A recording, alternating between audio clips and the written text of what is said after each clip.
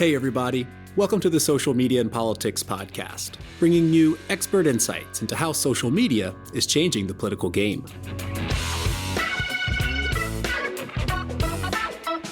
I'm your host, Michael Becerra, Associate Professor of Communication at Lund University. Remember, you can follow the show on X at SMNP Podcast or visit us on the web at socialmediaandpolitics.org.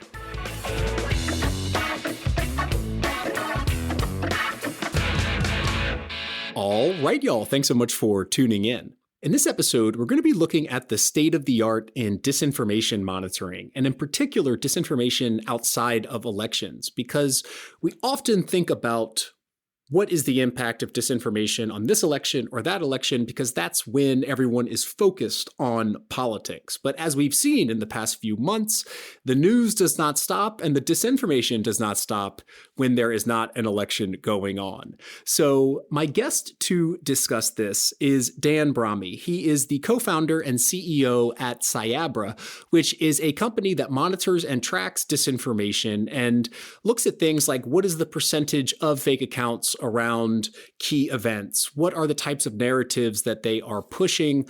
What is the level of sentiment and differences in tone in those conversations? And this is a line of work that has been going on for some years. Disinformation is not a new phenomenon, but I was curious to ask Dan about what is the state of the art here when we are in a fragmented platform environment, when we are operating in a place where we cannot get so much platform data. How do you actually monitor, track, and classify disinformation and fake accounts? And what I particularly like about Cyabra's work is while they do election monitoring, they also focus on current events such as the new pope, the tariff wars, and Trump's assassination attempt, which are the cases that we're going to discuss in this episode. And if you want to get access to Cyabra's reports and see what they are producing, you can sign up for their newsletter. I'll put a link to it down in the episode description. But I wanted to ask Dan, beyond just the question of platform data access, what is it like today to classify a bot? What are the types of parameters going into that decision? And what levels of fake activity are we looking at on platforms like X around key public trending conversations? So let me turn it over to Dan Brahmy. Again, he is the co-founder and CEO at Cyabra, and we'll also be joined by Jill Burkes. She is the communications lead at Cyabra and mostly hangs out during the episode, but just so that you're aware that there is a third person on the line as well. And without further ado, let me turn it over to the interview. I hope you enjoy it. Dan, thanks so much for taking the time out, and welcome to the Social Media and Politics podcast. I should be the one thanking you. It's awesome to be here. Thank you.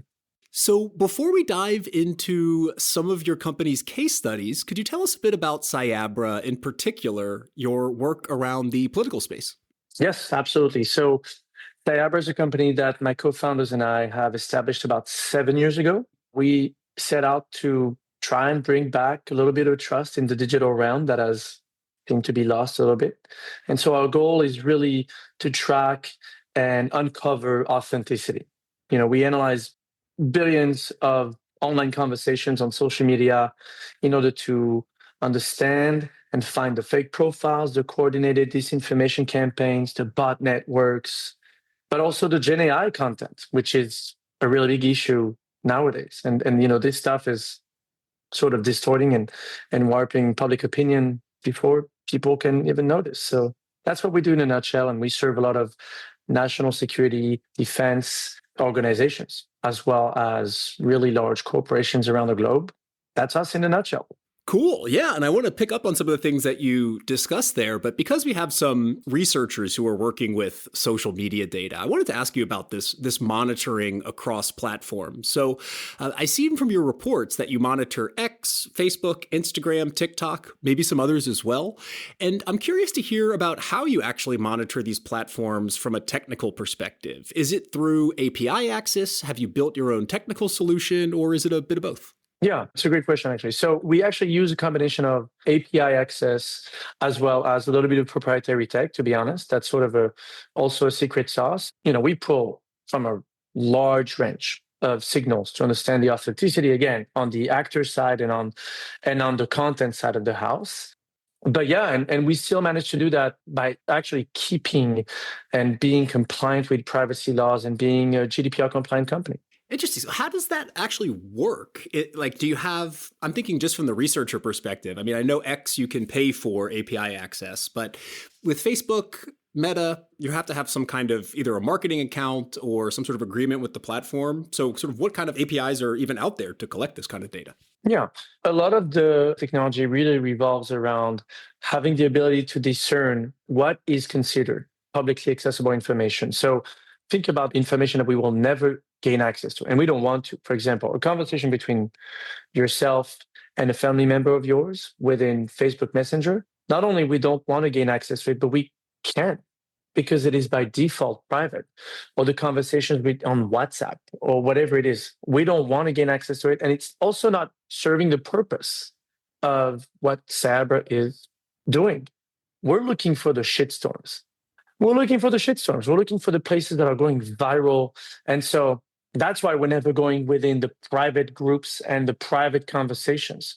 So it revolves around making sure, and mostly relies around API access, but some of the proprietary tech is really what is considered publicly accessible that can be accessed, and something that you would be able to see when you browse as a person, Cyabra would be able to see as a person.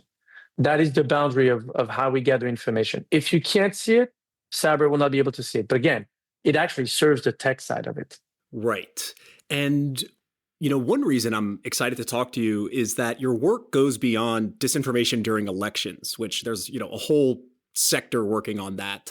And you tap into also the disinformation narratives around current events like the new Pope, tariff wars, and Trump's assassination attempt. And we'll dive into each of those in a second. But first, how do you actually decide what to focus on when you're trying to monitor the kind of overall public social media landscape? Ooh, that's a tougher question. Okay, so we don't have enough hours in the day or like GPU power to really cover all the stories and all the, like we said, shitstorms in the previously. Unfortunately, we don't.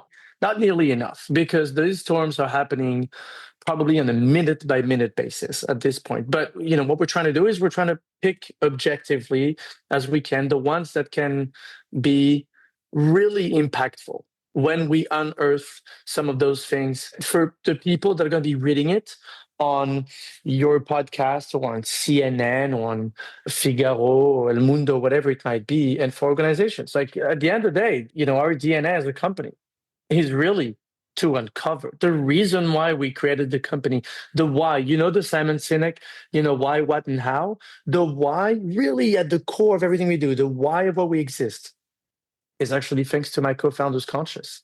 They said, we served so long in the army, we led information warfare. We want to make sure that the company that we create has the cleanest and purest and the most genuine why reasoning.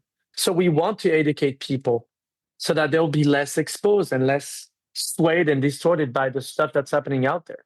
So when you're asking me, like, how do we decide what to focus on? I wish we had another 50 people and another $500 million and enough hours in the day to cover everything. We can't. So we're trying to go over what is the trendiest we find. It could be the Pope history that was made. It could be election meddling. It could be ousting a CEO or a chairwoman. It could be things that are very impactful for people. Mm.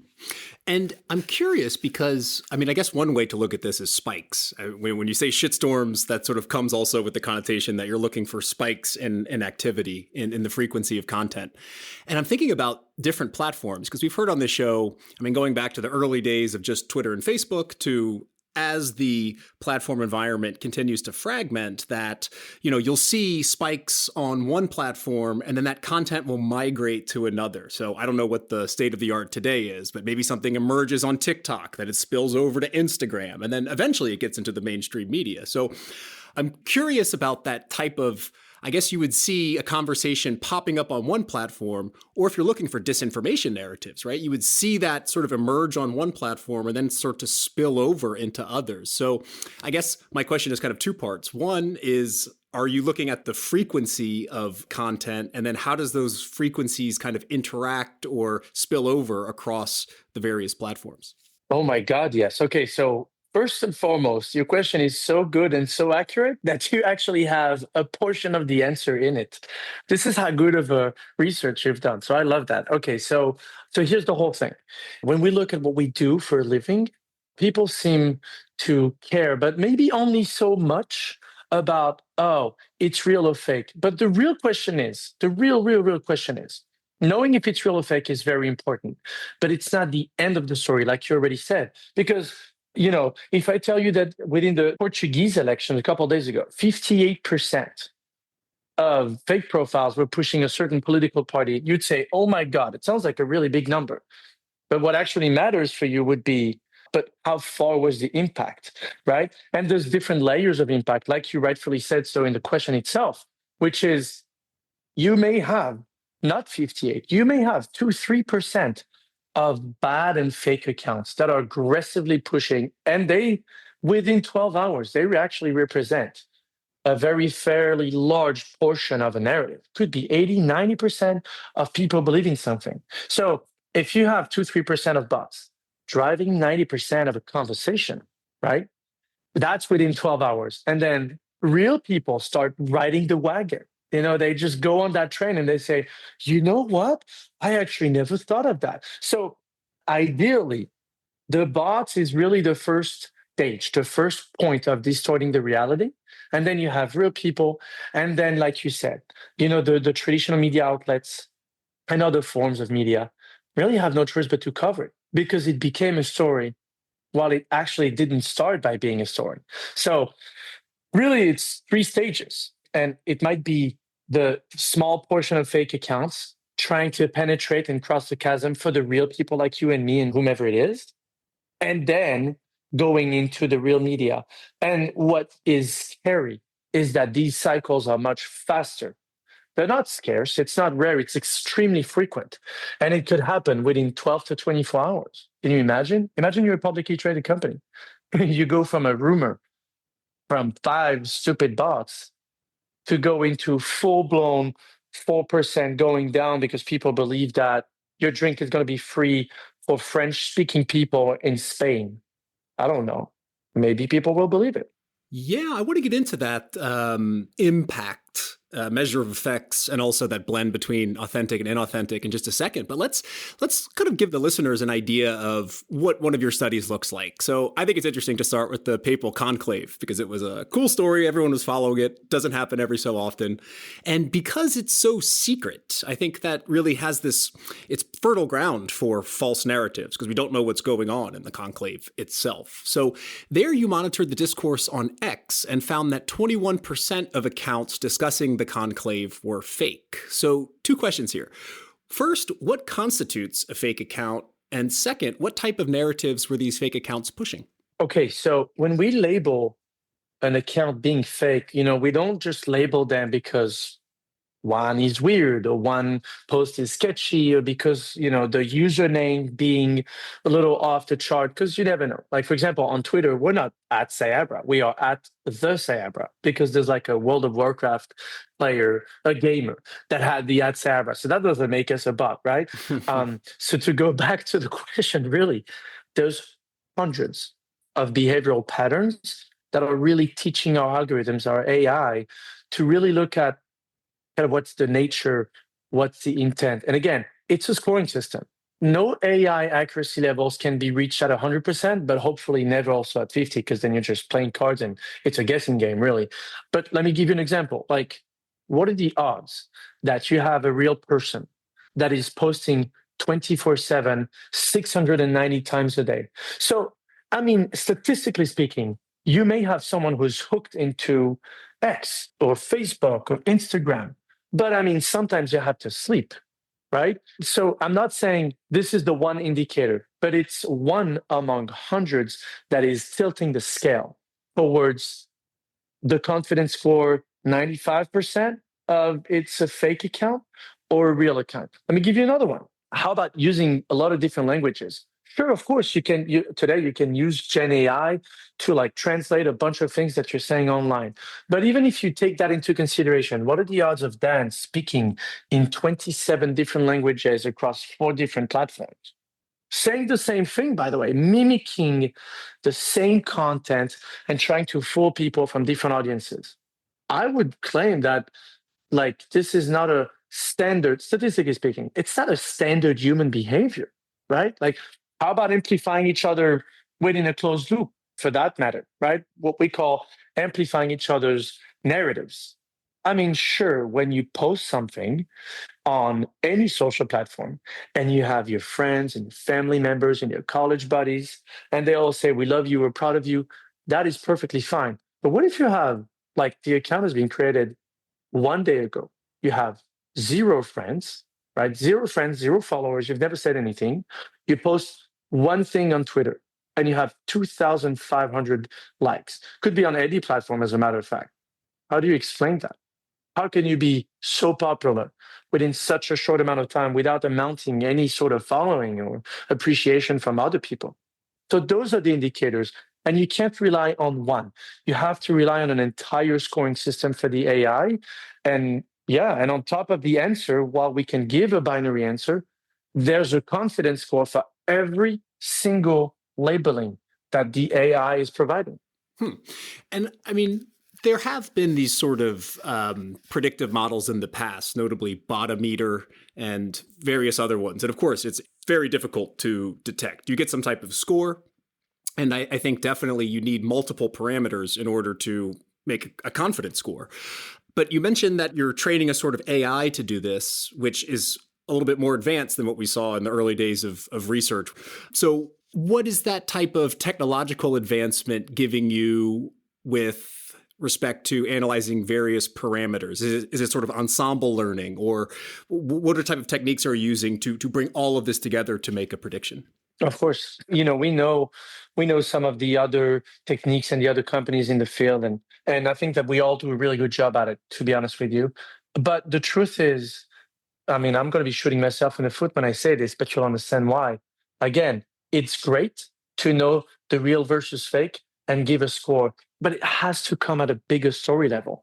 Like we said, if it's 2% or 58%, the gap is really big. So maybe it sort of gives a good indication. But you have, and I don't know if you've heard of the framework called ABC. It's called actor, behavior, and content. So when you look at the actors and you say real or fake, I mean, this is great. This is very important, but it's only a portion of the puzzle to understand the informational chaos. I mean, you have to understand the way that behavioral patterns are happening. How do you push content? Is it Dan trying to influence Michael? Or is it Dan trying to influence Michael and his 1,000 friends? This is a very different technique in information operations. Is it one to one or one to many? You know what? Maybe it's many to one. Maybe it's 1,000 bots trying to influence Michael's opinion. Very different technique, very different way to approach it, right? So it's not all about the actor authentication, the real versus fake kind of thing, but it's also about the behavioral propagation.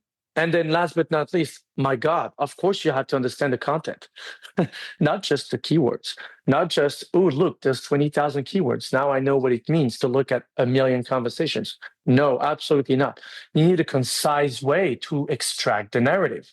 You need to know, although sentiment analysis is questionable sometimes, I get that. But when it's combined with other things, it is actually useful. And so on top of that, if you combine all of this, and for example, deepfake detection, this is another great indicator of, oh, wait a second, why are they propagating content that has been generated about the president doing this or the CEO saying that on top of all the other things? So these are all different measurements on a scale of authenticity with a confidence score for the AI. That's why I think we took it one step, maybe 2 steps further at this point in the last 7 years. Right. And so you can have actors, behavior, content, but then behind that, you also have motivation. Absolutely. And I'm curious, we'll get to the China tariffs and pro-China narratives trying to sink Western luxury brands. I mean, that one kind of makes sense because there's a geopolitical angle. When it comes to the papal conclave, like, what would be the motivation for someone to try to influence who people think will be the next pope? Oh, snap. Actually, you did ask me the question. I'm sorry. I think we just It's went. okay. I think we just went to another point. I apologize. Yeah, no, there were really wild narratives about this whole story, unfortunately.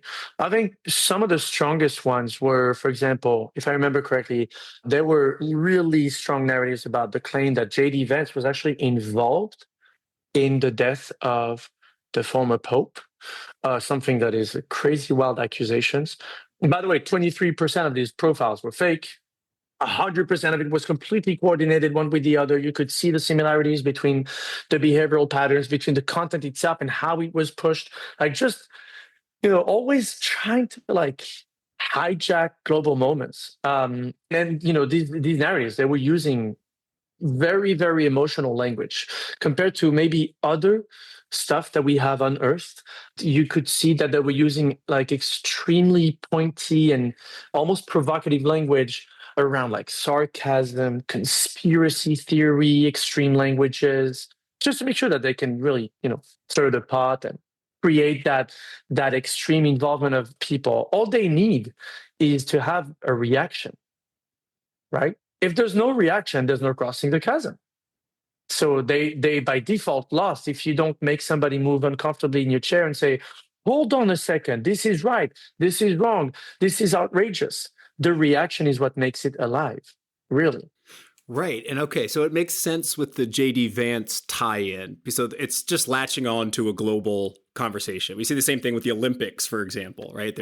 So in a sense I understand a motivation would be to make the papal conclave somehow political. But when it comes to your work on tariffs, there, I think it's much more dangerous in a way, because there is like public sentiment around who the new pope is.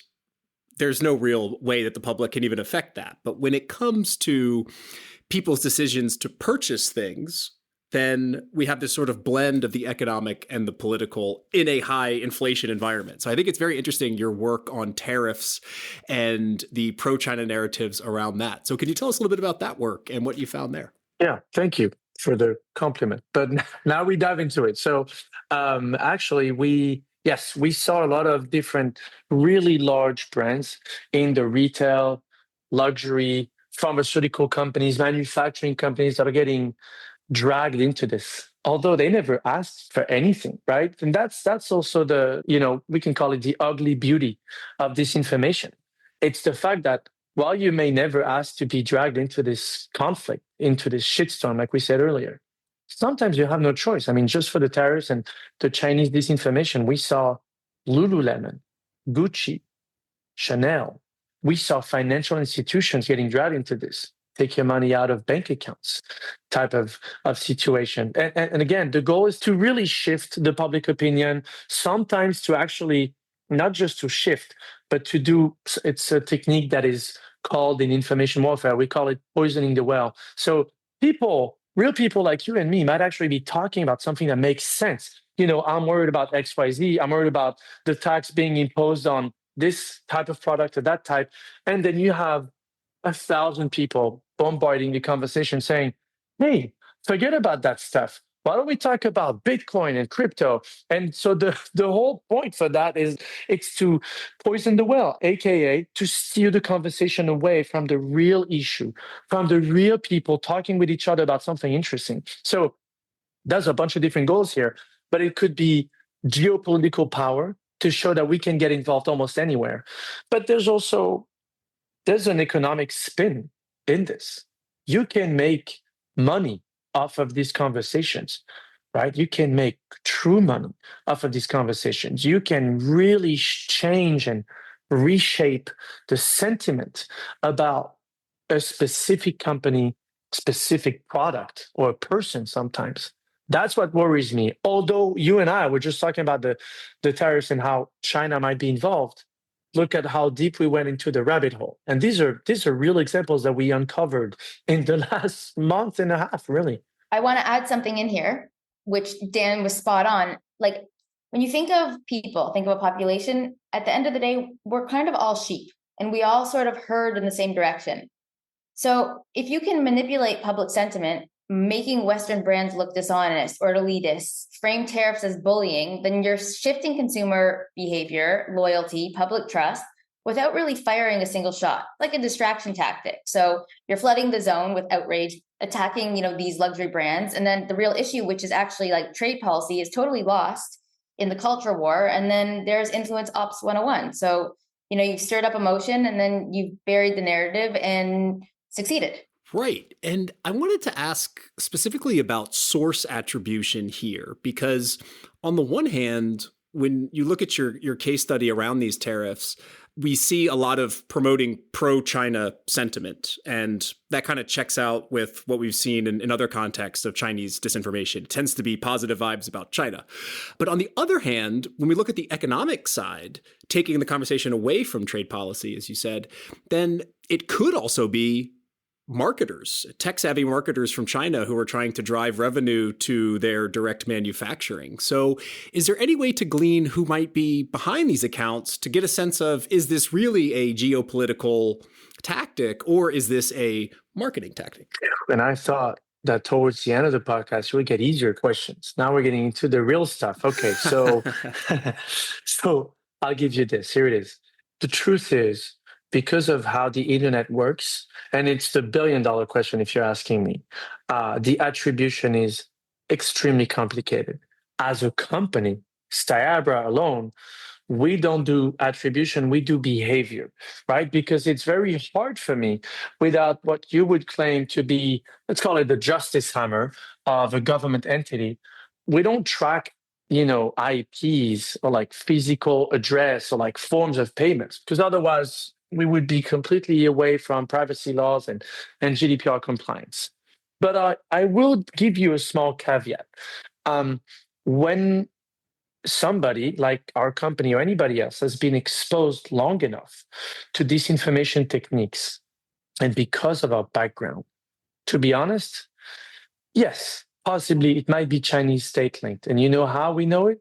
Because once you've seen it 1,000 times, you start recognizing patterns. We have a very small but extremely sensitive and super advanced, dedicated threat intel research team within the company. And their whole job is to really deep dive into these sorts of issues and problems. While I cannot give the customers that we serve, nor to you, I cannot give a proper answer of, yes, it is China or Russia or France or Portugal or whomever it might be. There are patterns that emerge when they are trying to create large-scale propagation schemes. That's what we see. So you can create an attribution, but it's a statistical one. It's a guesstimate one based on experience and on patterns, and not necessarily based on what I think you would have asked me, which is what's the private data, the IP behind the scenes. Yeah, that's interesting. No, and of course it's fuzzy, but I get it. When you sort of detect these patterns across cases, you can kind of triangulate an idea of who might be behind it. But irrespective of who is actually pushing the content, another pattern is that the bulk of these fake accounts generate very low engagement, which is, a trend that we see across various actors, whether it's China, Russia, Iran, or whoever, that bots spread narratives, but they are rarely interacted with. So what should we read from these low authentic engagements with inauthentic content? Yeah, you know what? I think I agree with you. I think it's a good way to look at it. Most of the time, fake accounts, they don't necessarily need to be viral to become dangerous and then cross the chasm, like we said earlier. I don't think that they're playing for the likes or the shares as much as they're playing for themselves to create a distortion, to create skepticism, or to intrigue, or to make, like we said, to make people ask the question and then just lure them into the content trap, which is, wait a second, this is completely wrong. And then once you activate the power of sharing or commenting, then you're in the loop. You are part of the problem once you start reacting and commenting and liking and sharing. So sure, maybe the first comments on the post, yeah, that they might be steering the pot, they might be doing something, hijacking the context. But I mean, if you see it, you get exposed to it as a real person, and you jump into that train of content. That's the exposure. Like, that's the point. And like you said, maybe the first 2 hours, there's very few likes and people doubt it. But you only really need one or two people after that to add a little fuel to the fire. And the snowball can go really fast, really high. But it doesn't necessarily rely on the initial engagement of likes and shares on any social platform, but more on the, have you been exposed to X, Y, and Z? Right. And I think switching over to the Trump's assassination attempt case, we see this, or you uncovered this sort of blend of authentic and inauthentic behavior, which I thought was really interesting. So in that case, you looked at X, Facebook, Instagram, and TikTok. And mostly on X, there was this narrative that Trump staged this assassination attempt in order to score political points. And what you found is that a lot of these fake accounts were going into the reply threads of authentic accounts to boost their visibility, but also that there were authentic opinion leaders on X that were either sharing or somehow promoting the narratives that also the inauthentic accounts were promoting. So can you talk about that blend between the authentic and the inauthentic and how that kind of muddies the picture between what is true and false on social media?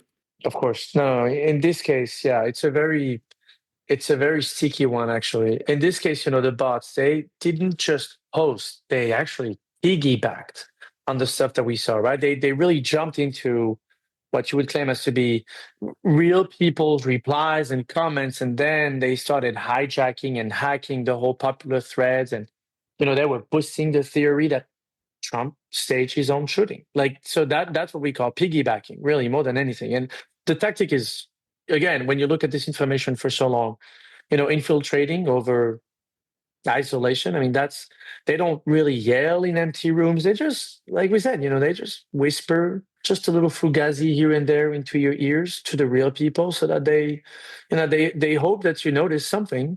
And then if you do, boom, you're part of the snowball. So yeah, that's what we saw. So you also saw in that case, and you mentioned it at the top of the show, about these AI-generated images, which is something that we hadn't seen before. There was a huge concern about that in all the 2024 elections. It didn't seem so much to have a huge effect with deepfakes and AI. But when it comes to the Trump case, you did find some AI manipulation in your other case studies as well. So could you tune our listeners into what you're seeing with that from these fake accounts? I mean, look, just about the story that we talked about right now, with the assassination attempt, if my memory serves me correctly, we were talking about just that narrative of staging the assassination. We were talking about almost 50% of the conversation being driven by fake account. And that was dragged along a generated picture of President Trump smiling with blood on his right ear, just to be clear. So obviously it was generated by a computer, by Gen AI, and that reached nearly 600 million views within the first day. So that is the perfect combination of doubts of real people pushed and amplified aggressively by fake people, by, let's call it fake accounts for that matter, by bots, and accompanied by a doubtful but somehow realistic enough for people to say, oh my God, is it true that he smiled? 600 million people watched it. They saw it. So as you mentioned, the questions get harder as we go on. I have one more for you, which is about whether we should be, or when should we be concerned about these false narratives, because there's thousands of fake accounts online. They're getting lots of visibility and creating exposure. But one could argue that fake accounts are a small slice of platform traffic, that counter narratives tend to outnumber the fake narratives, and that science is inconclusive, that disinformation is persuasive. So how do you meet these criticisms? Wow, this is the last question. Okay, so here's the last one, I promise. The last buzz. This is Bowser against Mario. Okay, so look, yes, at the end of the day, it's impactful, but I'll tell you this, not because of the size, but actually because they're strategic. So again, like we said, the volume is interesting, but it's the penetration level that's even more interesting. So when you look at, oh, it's not 10,000 narratives, it's only 100, you should ask yourself the question of, but what are the hundreds?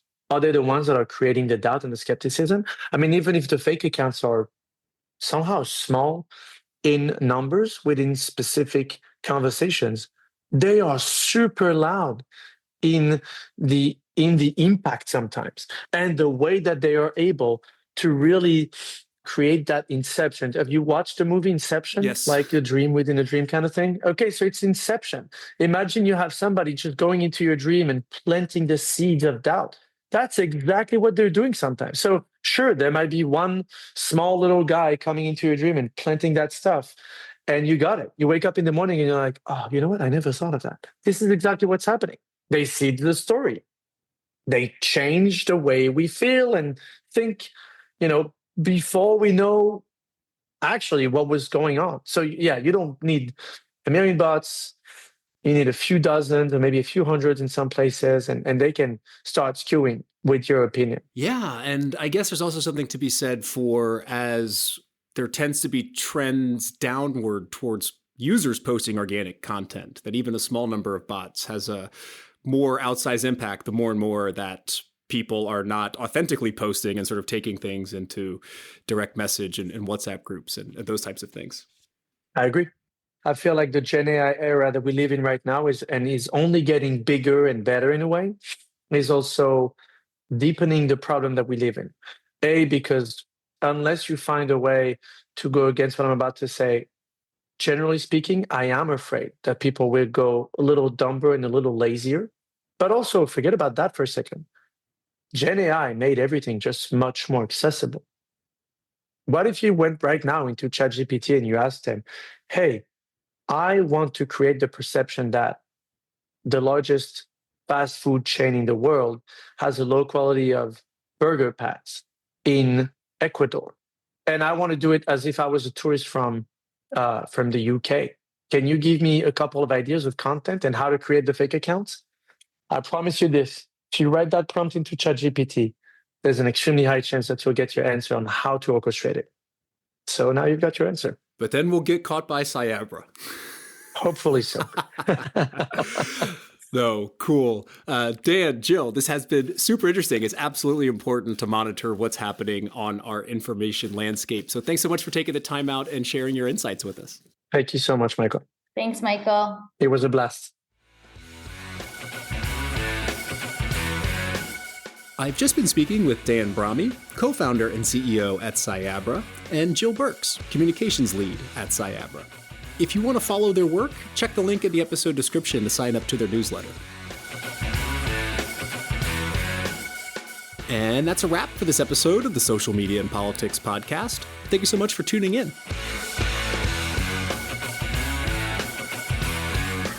I was at a defense conference recently and made a number of contacts that I think would be great for podcast episodes. So those should be rolling out over the next couple weeks and into the summer. But until then, I'm your host, Michael Becerra, signing off from Elba. See you next time.